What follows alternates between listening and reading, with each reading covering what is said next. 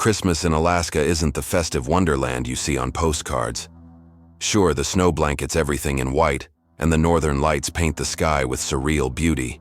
But out here, in the remote wilderness, the silence can feel like a predator lurking just beyond the tree line. It was the kind of silence that swallows screams whole. My name is Sarah Ridge, and I used to believe in the magic of Christmas. Growing up in Fairbanks, my family made it special. Homemade decorations, hot chocolate by the fire, and singing carols until our voices cracked. But this Christmas would be different. This year, I'd planned to spend it alone in my grandfather's old hunting cabin, deep in the woods outside Nome. It was supposed to be a peaceful escape, a way to clear my head after a rough breakup. Instead, it became my worst nightmare. The trouble started on December 23rd, my second night at the cabin. The snowstorm had rolled in fast, battering the tiny structure with howling winds and relentless snow. I wasn't worried. The cabin was sturdy, stocked with firewood and provisions. I'd settled into an armchair by the fire, reading an old mystery novel when I heard it. A knock. It was faint, almost hesitant but unmistakable. My heart skipped a beat.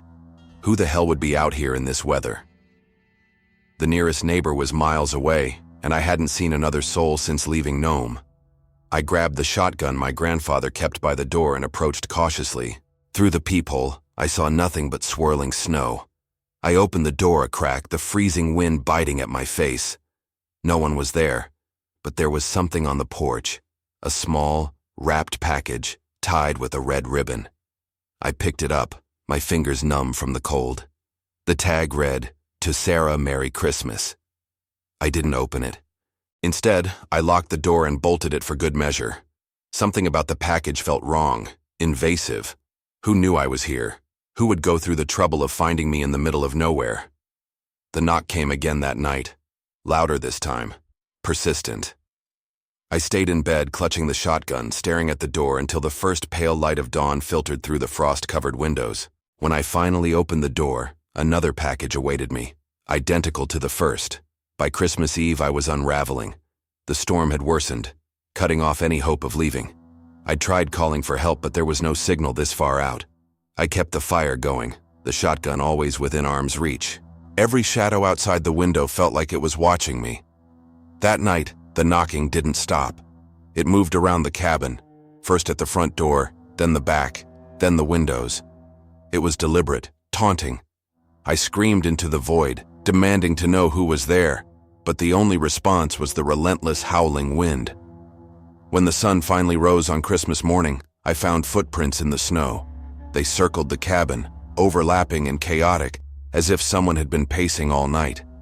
My stomach churned as I followed them to the tree line, where they abruptly stopped.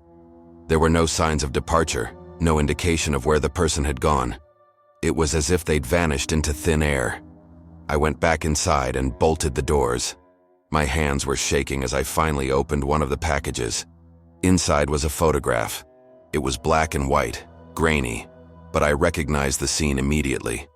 It was me, sitting by the fire, reading my book on the first night in the cabin. By midday, the knocking had returned, accompanied by scratching sounds at the windows. I shouted, fired the shotgun into the air, but nothing stopped it. The isolation, the storm, the incessant noise. It was driving me to the edge of sanity. Desperate, I decided to make a run for it. I packed a bag, layered up, and braced myself for the cold. When I opened the door, I found the last package. This one wasn't wrapped. It was a severed deer's head, its glassy eyes staring up at me, mouth frozen in a grotesque grin. A crude Santa hat sat askew on its antlers. I screamed, stumbling back inside, slamming the door shut. And then I heard it. A voice, low and raspy, whispering through the cracks in the cabin walls. "Merry Christmas, Sarah." The hours blurred together after that. I don't remember when the fire went out or when I dropped the shotgun. All I remember is the overwhelming cold and the feeling of being watched. I huddled in the corner of the room, clutching the photograph, rocking back and forth. When the storm finally broke on December 26th, a search party found me. I was half frozen, barely coherent, muttering about the knocking and the packages. They didn't believe me at first, Not until they saw the footprints and the severed deer's head still sitting on the porch. They never found who did it. No fingerprints, no DNA, no evidence beyond the gifts and the footprints.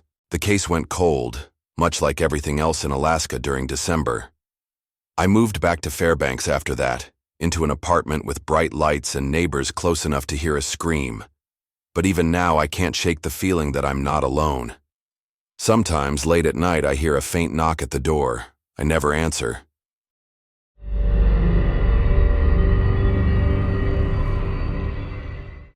The road to Anchorage was a stretch of icy desolation, flanked by towering pines and suffocating darkness. The only sound was the hum of my rental car cutting through the Alaskan wilderness. It was Christmas Eve, and the plan had been simple. A quick drive from Fairbanks to Anchorage to spend the holiday with my brother and his family. But plans mean little when the world decides to turn against you. I hadn't seen another vehicle in over an hour when the red pickup truck appeared in my rearview mirror. Its headlights cut through the gloom, blinding me every time it crept closer. At first, I thought it was just another traveler, impatient to pass. But when I slowed to let them by, the truck matched my pace. When I sped up, so did they. The unease set in quickly. My hands gripped the wheel tighter as I glanced at the pistol in the passenger seat. Alaska was no place to travel unarmed, especially on these lonely roads. My brother had insisted I take the gun, and now I was glad I'd listened. I took a sharp turn onto a side road, hoping to lose the truck, but it followed. My pulse quickened. The road became narrower, the trees closing in like a trap. And then the truck's lights disappeared. Relief flooded through me.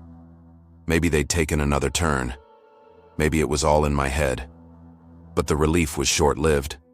The first shot shattered my rear window. I screamed, swerving wildly as the sound of gunfire echoed in the night. Another shot punched through the back of the car, the bullet embedding itself in the dashboard. I slammed on the brakes, heart pounding, as the truck's headlights reappeared in the distance. They weren't trying to scare me, they were trying to kill me. I threw the car into reverse, tires spinning on the icy road, and fired blindly through the shattered window. The pistol kicked in my hand, the sound deafening inside the car. The truck's lights swerved but kept coming. My panic turned to fury. If they wanted me, they'd have to work for it. I floored the gas, the car lurching forward as I sped toward a clearing up ahead.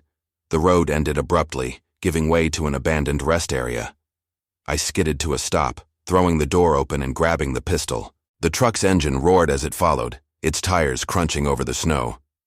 "Come on!" I shouted, aiming at the approaching vehicle. My breath fogged in the freezing air, my fingers trembling on the trigger. The truck stopped a few yards away. The driver's door opened, and a man stepped out, his silhouette framed by the headlights. He was tall, broad-shouldered, wearing a heavy coat and a hunting knife strapped to his side. He held a shotgun, the barrel glinting in the dim light. "You've been fun to chase," he called out, his voice calm and cold. "But this is where it ends." I fired first, the shot going wide as he ducked behind the truck. His laugh echoed through the trees. "You're not a killer," he taunted, "but I am." The next few moments were a blur of chaos. He fired, the shotgun blast tearing through the side of my car. I returned fire, the bullets chipping at the truck's metal frame. The sound of each shot rang in my ears, the recoil jarring my arms. I moved toward the cover of a picnic table, my boots slipping on the ice, and then he was on me. The knife glinted as he lunged, the blade slashing through my coat and grazing my side. I screamed, swinging the pistol like a club, the metal connecting with his jaw. He staggered but didn't fall, his hand grabbing my wrist in a crushing grip. The gun fell to the ground, sliding out of reach. "Merry Christmas," he snarled, raising the knife again. I kicked out desperately, my boot connecting with his knee. He grunted in pain, giving me just enough time to scramble for the gun. My fingers closed around the grip as he lunged once more. The shot was deafening. The man froze, his eyes wide with shock as blood blossomed on his chest. He dropped the knife, collapsing onto the snow with a thud. His blood pooled around him, staining the pristine white crimson. I sat there for what felt like hours, the pistol still clutched in my hand, my breath coming in ragged gasps. The truck's engine idled in the background, a sinister reminder of how close I'd come to death. My side burned where the knife had cut me, the pain a dull roar beneath the adrenaline. When I finally stood, I approached the man's body cautiously. His eyes stared blankly at the sky, his mouth twisted in a grotesque smile. I searched his pockets, finding a wallet with no ID, just cash and a folded piece of paper. Unfolding it, I felt my stomach drop. It was a list. Names and dates. My name was at the bottom, followed by today's date. The other names. How many had he killed? How many hadn't escaped like I had? I stumbled back to the car, my hands shaking as I fumbled with my phone. There was still no signal. The nearest police station was hours away. I knew I'd have to drive there myself, report what had happened. But as I looked at the man's lifeless body, I felt no relief. Only the crushing weight of knowing that he wasn't the only monster out here. Christmas in Alaska was a blood-stained nightmare, and I'd never see it the same way again.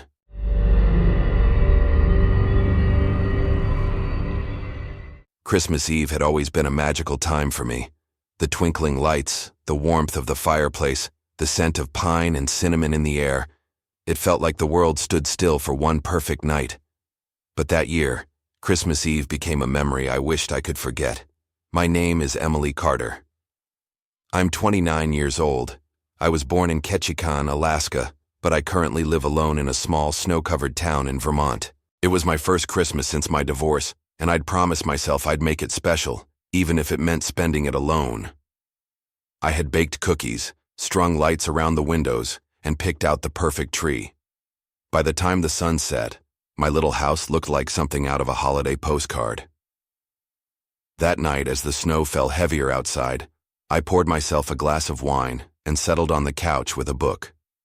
The world was quiet, except for the faint hum of Christmas music playing from my speaker. I had just started to relax when I heard it. A faint knock at the door. I froze. Who would be knocking at this hour, in this weather? My closest neighbor was a mile away, and I hadn't invited anyone over. The knock came again, louder this time. My heart pounded as I set down my glass and crept toward the door. Through the peephole, I could see nothing but darkness.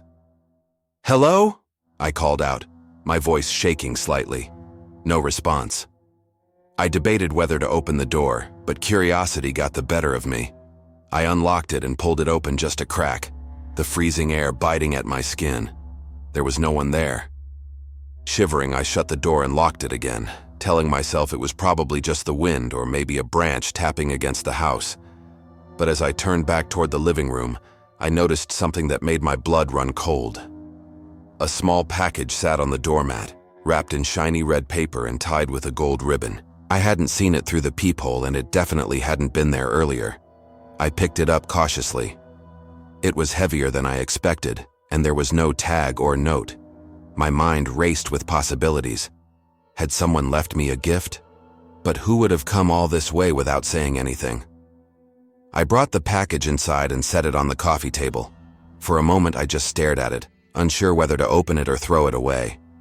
Finally, curiosity won out. I untied the ribbon and peeled back the paper, revealing a plain wooden box with a small latch. Inside was a single item, a porcelain doll. It was old, its paint chipped in places, and its glass eyes seemed too lifelike, as if they were watching me. A chill ran down my spine as I lifted it out of the box. There was something unnerving about its expression, the faintest hint of a smile that felt more menacing than friendly. I set the doll back in the box and closed it, deciding I'd deal with it in the morning. But as the night wore on, an unease settled over me. I couldn't shake the feeling that I wasn't alone. Around midnight, I was jolted awake by a loud crash. My heart leapt into my throat as I grabbed my phone and crept toward the source of the noise. It had come from the living room. When I got there, I found the wooden box on the floor, the doll lying a few feet away as if it had been thrown.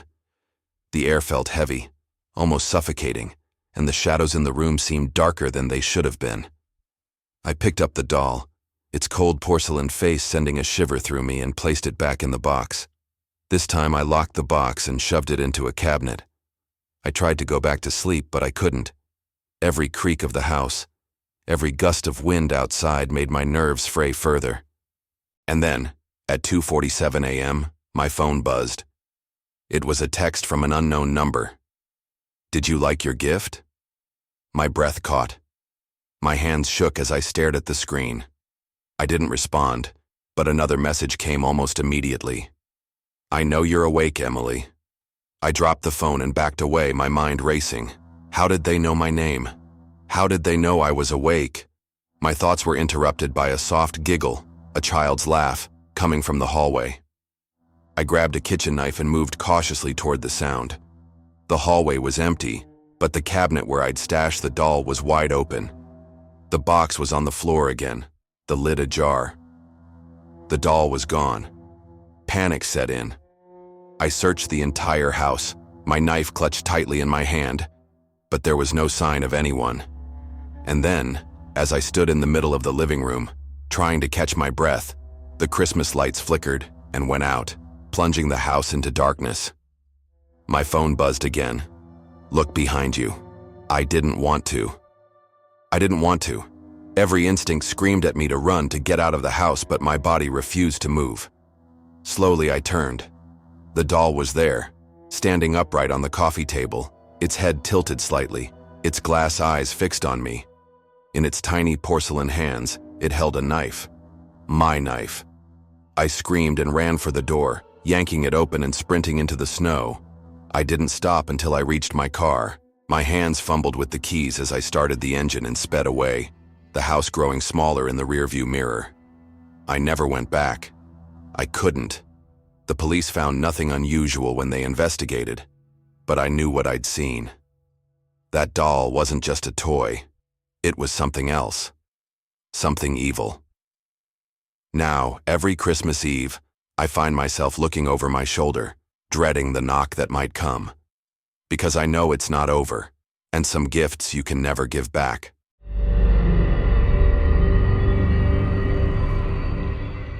Christmas had always been my favorite time of year. The twinkling lights, the cozy evenings by the fire, the quiet magic that seemed to linger in the air. But this year was different. For the first time, I was spending the holidays alone. I had moved to a small Alaskan town just a few months earlier, seeking a fresh start after a rough breakup. The solitude didn't bother me at first. I found comfort in the snow-covered landscapes and the way the world seemed to go still in the long, dark evenings. My little cabin on the edge of town was perfect, quaint, warm, and just isolated enough to give me space to breathe. As Christmas approached, I went all out. A small tree stood in the corner of my living room, decorated with ornaments I'd collected over the years. Strings of lights framed the windows, casting a soft glow against the falling snow. I even baked cookies, their sugary scent filling the cabin. For a moment, it almost felt like home. The evening of Christmas Eve, I was curled up on the couch with a blanket, a mug of hot cocoa in my hands. Bing Crosby crooned softly from the old radio on the shelf. Outside, the wind howled, rattling the windows.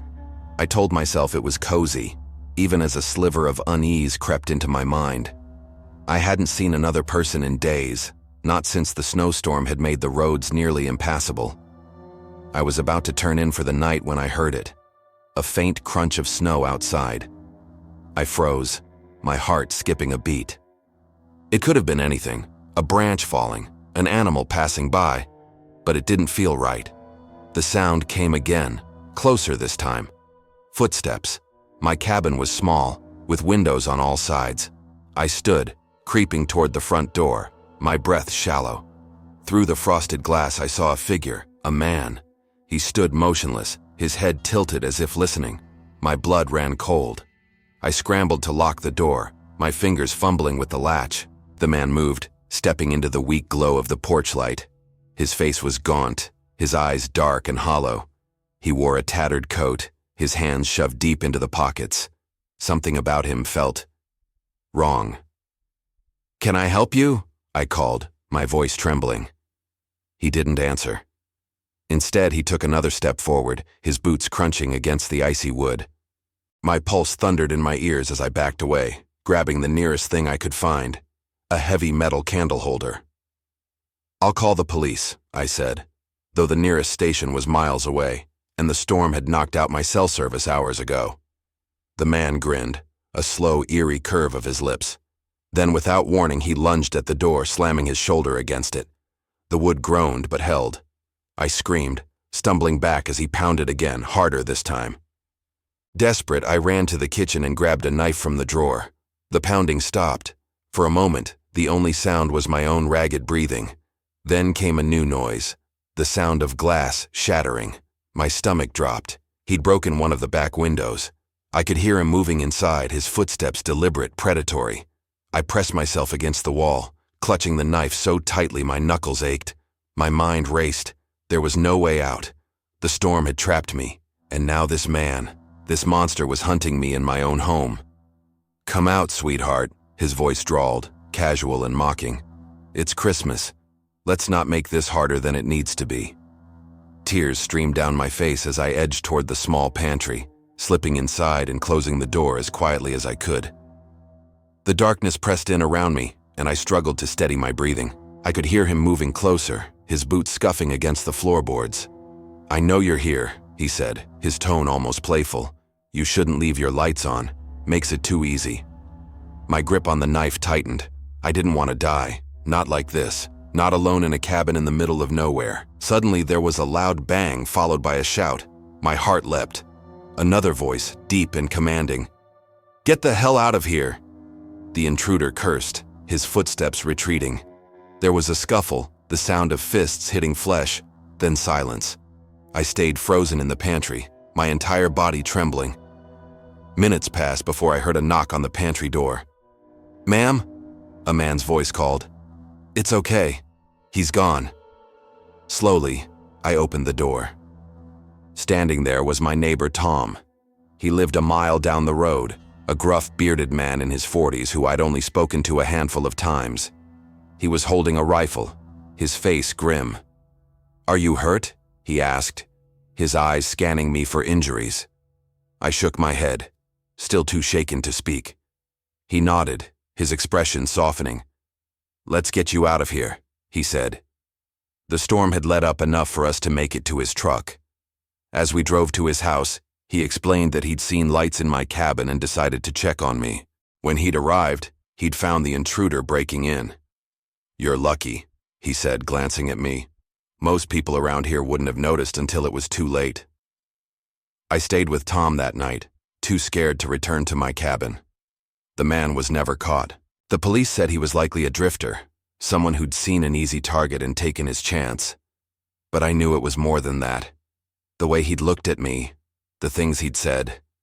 He wasn't just looking to rob me. He wanted something far worse. Christmas will never be the same for me. The lights, the snow, the quiet nights, they all remind me of that evening, of the way terror crept into my life and changed me forever. I'm alive, but the scars remain, invisible but deep. Every creak of a floorboard, every shadow outside my window sends my heart racing. I don't know if I'll ever feel safe again.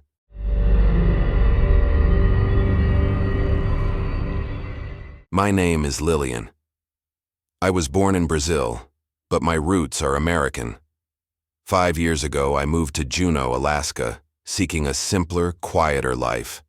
The kind of peace only snow-covered mountains and the endless expanse of frozen wilderness can provide.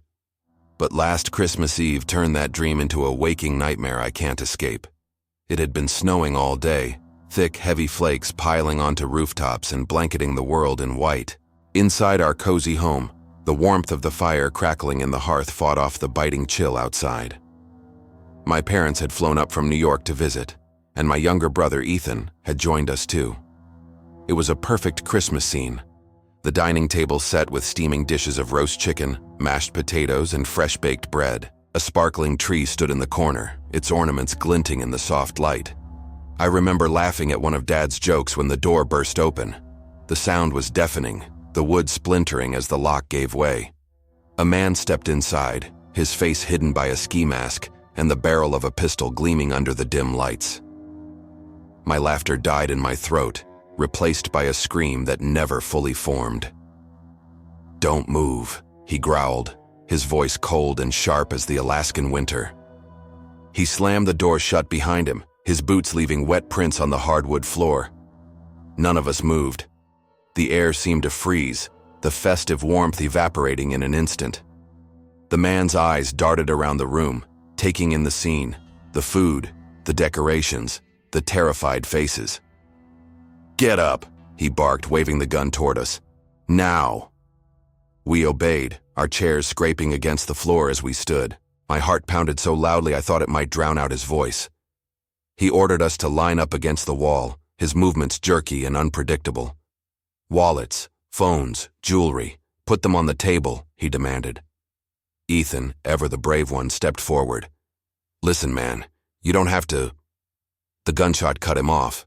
It wasn't aimed at him, but at the ceiling. Plaster rained down and we all screamed, the sound piercing and raw.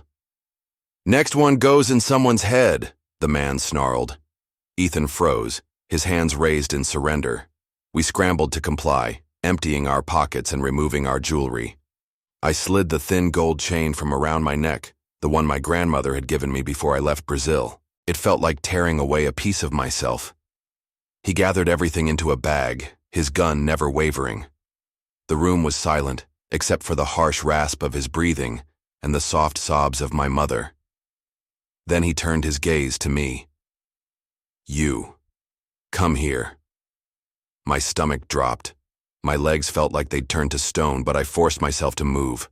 I stepped forward, my knees trembling so badly I thought I might collapse. "Open the safe," he said. I blinked. "What safe?" "Don't play dumb with me," he snapped, grabbing my arm and yanking me closer. The barrel of the gun pressed against my temple, cold and unforgiving. "We don't have a safe," I cried, tears streaming down my face. "Please, we don't—" "Shut up!" he shouted, his grip tightening. He shoved me back against the wall so hard my head hit the wood paneling. Stars danced in my vision and I slumped to the floor. He muttered something under his breath, pacing back and forth like a caged animal. Then, as suddenly as he'd come, he decided he'd had enough. "Stay here. Don't call anyone. If I hear sirens, I'll come back," he warned, his voice icy and calm.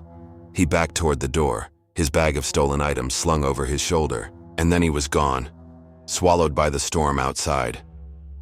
We didn't move for what felt like hours. When we finally did, it was to lock the door and collapse into each other's arms, sobbing. The police arrived 2 hours later, after the storm had eased enough for them to drive. They took our statements, dusted for fingerprints, and promised to do everything they could. They never found him. The aftermath was worse than the robbery itself.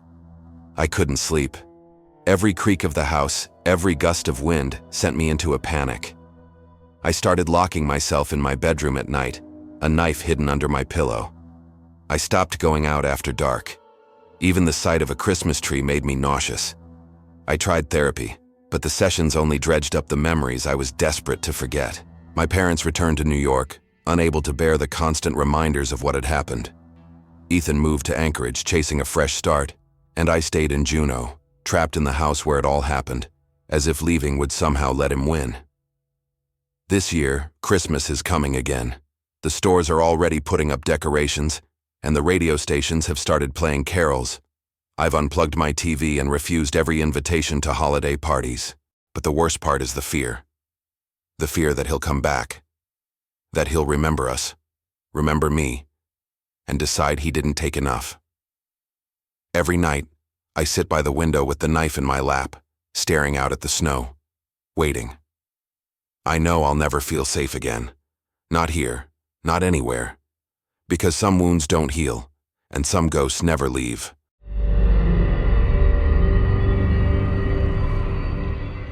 I never liked Christmas. It always felt like a forced parade of happiness, a time when everyone pretended that life wasn't messy and cruel. This year, though, I had decided to try. My best friend, Clara, had invited me over for Christmas Eve dinner, and after much cajoling, I'd agreed. The roads were slick with ice as I drove to her place, the snow falling thick and fast. Her house was at the edge of town, nestled against the forest, far enough that her porch lights were the only thing visible for miles. When I arrived, the warmth of her home was like a comforting embrace. The scent of pine, gingerbread, and roasted ham filled the air. Clara had outdone herself. By 9 p.m., it was just the two of us. Her husband and kids were visiting family, and the quiet felt like a relief. We sat in her living room, sipping mulled wine, talking about everything and nothing. It was peaceful. Too peaceful, in hindsight. It started with a knock on the door. Clara frowned, glancing at the clock. "Who could that be at this hour?" she murmured.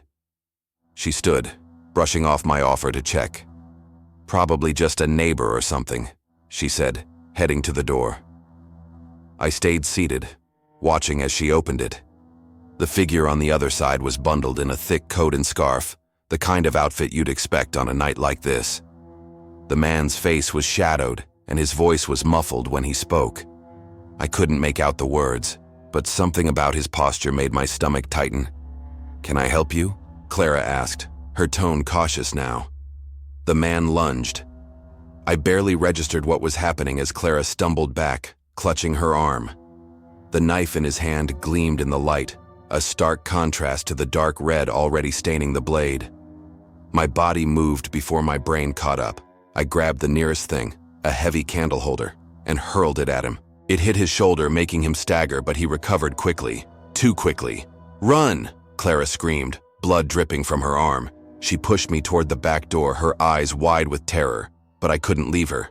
Not like this. I grabbed a kitchen knife from the counter, my hands trembling so violently I could barely hold it. "Stay back," I shouted, my voice cracking. The man laughed. It was a low, guttural sound that made my blood run cold. He advanced slowly, the knife in his hand gleaming with menace.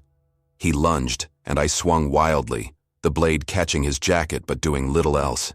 He was faster, stronger, and more calculated. His knife slashed through the air, and I felt a searing pain in my side. I stumbled, clutching the wound, my vision blurring with tears. "Lillian!" Clara's voice cut through the chaos. She had grabbed a chair and swung it at him with all her strength. It connected with a sickening thud, and he went down, dazed, but not out. "Go!" she screamed again, pulling me toward the door. This time I didn't argue.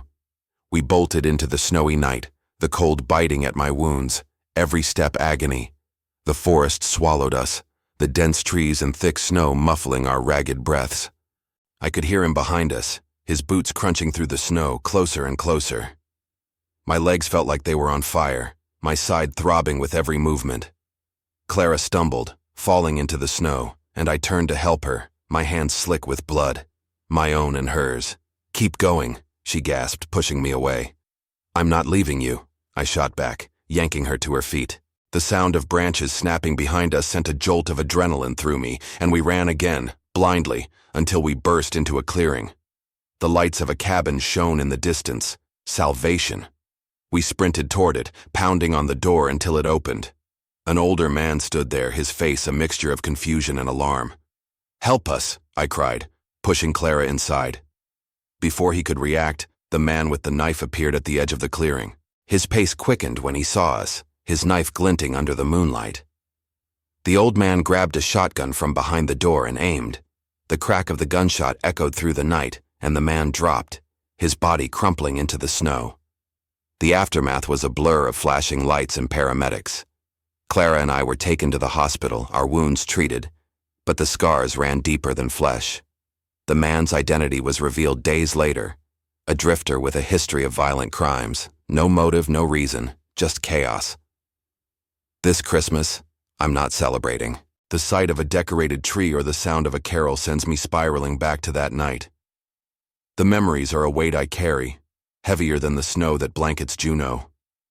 I'll never forget the way his laugh sounded, the way his knife felt, or the terror in Clara's eyes. Silent night, holy night. Not for me. Not ever again.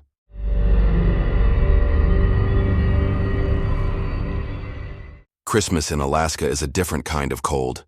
The snow doesn't just cover the ground, it blankets the world in a silence so heavy it presses against your chest. I had always loved it. The stark beauty, the endless white, the way the stars seemed brighter in the dark expanse of the night sky. But this Christmas, that silence wasn't peaceful. It was suffocating. My name is Laura Bennett, and I'll never forget the Christmas I spent in that remote cabin, miles from anyone, where the cold wasn't the only thing trying to kill me. It started with a desperate need to get away. My job as a nurse in Anchorage had worn me thin. The holidays were always hard, the endless shift work, the patients who had no one but me. I'd rented a small cabin on the outskirts of Fairbanks, hoping for a quiet Christmas by myself. Just me, a roaring fire, and the snow. The first few days were perfect. I woke up to the sun barely cresting the horizon, spent hours reading by the fire, and went to bed wrapped in layers of blankets. The only sounds were the crackling wood and the occasional howl of distant wolves. It was exactly what I needed. Until Christmas Eve. That morning I noticed the footprints. They were fresh, pressed deep into the snow, and led from the tree line to my front porch. My stomach twisted. I hadn't seen or heard anyone since I arrived, and my nearest neighbor was 10 miles away. The thought that someone had been outside while I slept made my skin crawl. I checked the locks on the doors and windows, all secure. The cabin had a landline, but the signal was spotty at best. Still, I picked up the receiver and tried dialing the police. Nothing but static. I told myself it was just a hunter or a lost hiker, someone passing through. But I couldn't shake the feeling that I was being watched. By nightfall, the snowstorm had rolled in. The wind howled against the cabin, rattling the windows. I tried to focus on the book in my lap, but every creak of the old wood made me jump. Then came the knock. It was faint at first, almost drowned out by the wind. I froze, my breath hitching in my throat. Another knock, louder this time. Slowly, I crept to the door and peered through the peephole. Nothing, just the swirling snow. "Hello," I called out, my voice shaking. No answer. My heart was pounding as I backed away from the door. That's when I heard the second sound, the crunch of footsteps on the porch. Someone was walking around the cabin.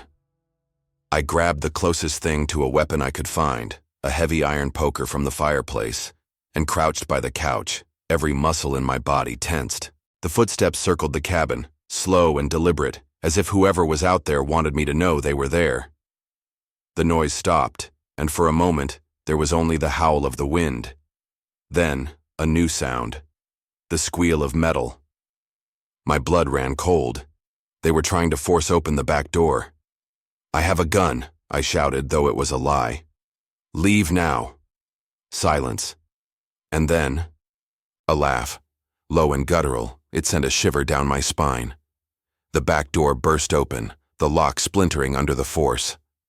I screamed as a man stepped inside, snow clinging to his boots and parka. His face was obscured by a ski mask, but his eyes gleamed with a sickening excitement. I swung the poker, but he caught my wrist with terrifying ease, wrenching it from my grasp. I stumbled back, my heart racing as he advanced. "Please," I begged, tears streaming down my face. "Take whatever you want, just don't hurt me." He didn't speak. Instead, he pulled out a knife, the blade catching the flickering light of the fire. I backed away until my back hit the wall, my breath coming in short, panicked gasps. "Sit," he finally said, his voice cold and commanding. He gestured to the couch with the knife. I obeyed, too terrified to resist. He paced the room, his eyes scanning the cabin. "You shouldn't have come here alone," he said. "It's dangerous." I didn't respond, my mind racing for a way out. He noticed my glance toward the landline and laughed. "No one's coming to help you. Not tonight." He moved closer, the knife glinting in his hand. "It's just you and me now, Laura." My blood turned to ice. He knew my name. For hours he tormented me. He didn't hurt me, not physically. But the fear was worse than any pain. He made me sit there answering his twisted questions about my life, my family, my fears. All the while he toyed with the knife, running the blade over the arm of the couch, tapping it against his boot. "You don't deserve a quiet Christmas," he said at one point, his voice filled with venom. "No one does." I don't know how long it lasted. Time lost all meaning in that suffocating silence. But eventually he stood, sheathing the knife. "Merry Christmas, Laura," he said, his tone mocking. "Try to stay warm." And then he was gone, disappearing into the storm as quickly as he'd come. I didn't move for what felt like hours, too afraid he might still be outside. When I finally worked up the courage to check, the storm had erased any trace of him. The police arrived the next morning after I managed to flag down a passing snowplow, but there was little they could do. No fingerprints, no evidence. Just the shattered lock and my fractured sanity. I never spent Christmas alone again. I moved back to the city, back to the noise and the crowds. But even now, years later, I can't escape the memory of those eyes, watching me from the darkness. Every Christmas, I'm reminded of the cold silence of that night and the man who shattered it. Some scars don't fade, and some monsters don't leave footprints. Thank you so much for watching. If this story sent chills down your spine and left you craving more, don't forget to hit that like button. It really helps us out. Make sure to subscribe to the channel so you never miss another haunting tale, and turn on the notification bell to stay updated on our latest uploads. Also, check out the video that's playing on your screen right now. It's another gripping story you won't want to miss. Trust me, it's one you'll be thinking about long after it's over. Your support keeps these stories coming, and I can't wait to see you in the next one. Stay safe and stay scared.